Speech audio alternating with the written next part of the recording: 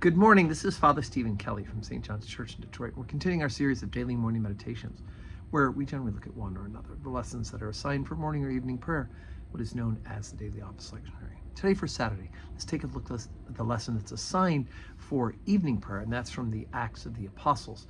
We're up to chapter 25, beginning at verse number 1. Now when Festus was come into the province after 3 days, he ascended from Caesarea to Jerusalem. Then the high priest and the chief of the Jews informed him against Paul and besought him and desired favor against him, that he would send for him to Jerusalem, laying wait in the way to kill him. But Festus answered that Paul should be kept at Caesarea, that he himself would depart shortly thither. Let them therefore, said he, which among you are able, go down with me and accuse this man, if there be any wickedness in him.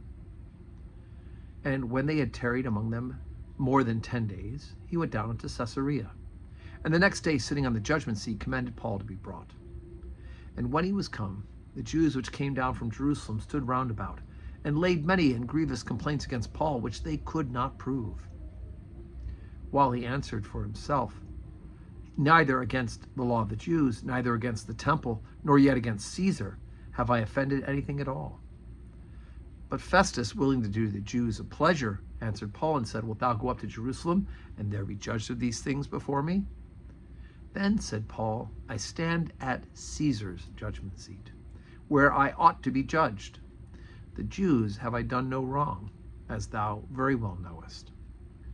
For if I be an offender, or have committed anything worthy of death, I refuse not to die. But if there be none of those things whereof they accuse me, no man may deliver me unto them. I appeal to Caesar. Then Festus, when he had conferred with the council, answered, Hast thou appealed unto Caesar? Unto Caesar shalt thou go.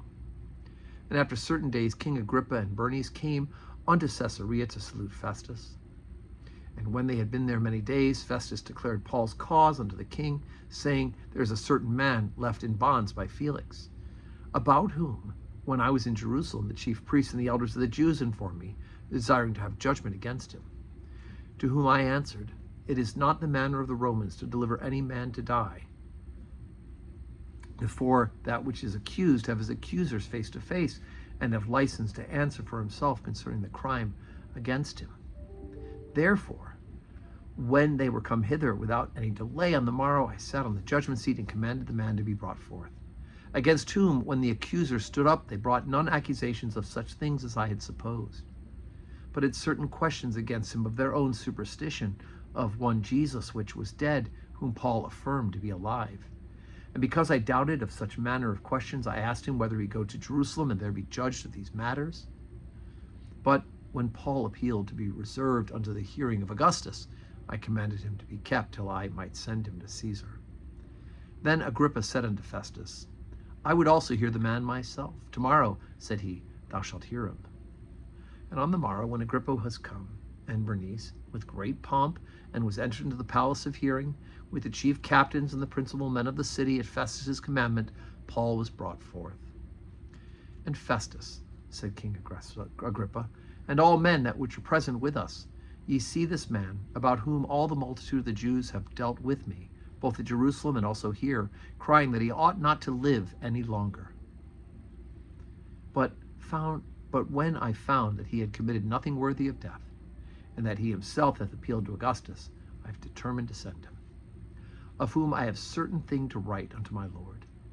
Wherefore I have brought him forth before you, and specially before thee, O King Agrippa, that after examination had, I might somewhat to write.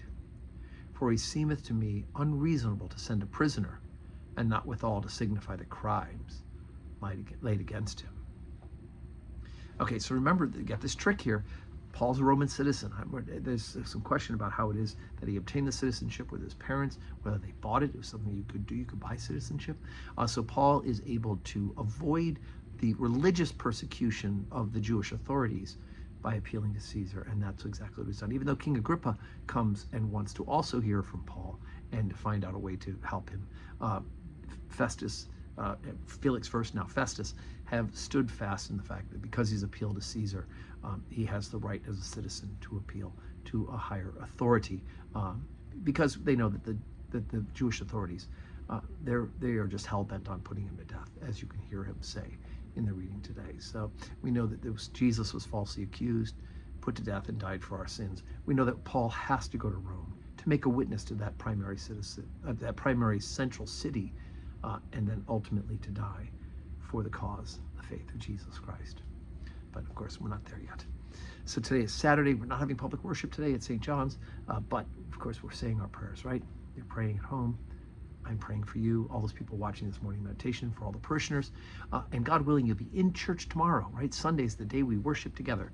7:30 morning prayer, 8 o'clock Holy Communion, 10 o'clock Holy Communion, 5:30 evening prayer. Pick a service or two, right? You come to morning prayer and 8 o'clock service at 7:30 to 8:30, 7:30 to 8, or you could come to 10, or you could come to 10 and then come back at 5:30, or just come to 5:30. It's the only service you can make.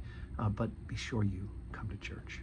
And may you have a Saturday full of blessings.